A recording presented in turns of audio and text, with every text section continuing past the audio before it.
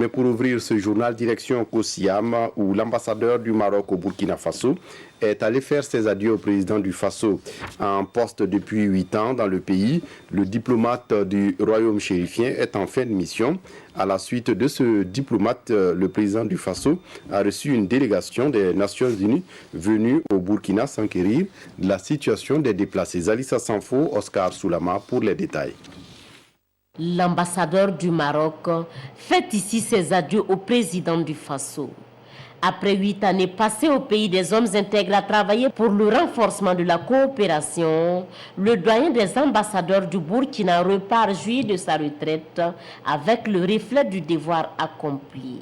J'ai aussi parlé de la coopération bilatérale avec son Excellence Monsieur le Président, de la volonté des deux pays et des deux chefs d'État de faire en sorte que cette coopération, que ce partenariat se renforce toujours davantage, compte tenu du grand nombre d'atouts dont nous disposons pour faire de cette relation, de cette coopération et de ce partenariat, un partenariat sud-sud très réussi, dans la mesure où il y a des institutions financières au Maroc et au Burkina qui sont représentées, que nous avons une ligne aérienne qui relie directement la capitale burkinabé à Casablanca, que nous avons également un cadre juridique extrêmement bien étoffé. Eux ne sont pas là pour des adieux, mais plutôt pour un ancrage. La délégation de l'ONU pour la paix vient faire le point de son constat terrain sur la situation humanitaire au président du Faso.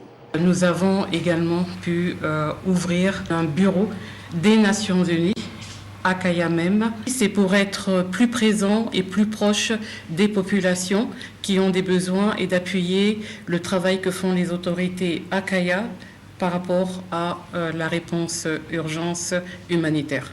En plus du Centre-Nord, la délégation promet dans les semaines à venir, l'ONU installera aussi des représentations dans les localités à forte concentration de populations déplacées internes.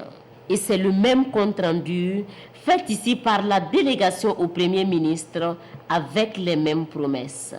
Les Nations Unies seront aux côtés du Burkina Faso pour juguler la crise sécuritaire et celle humanitaire engendrée.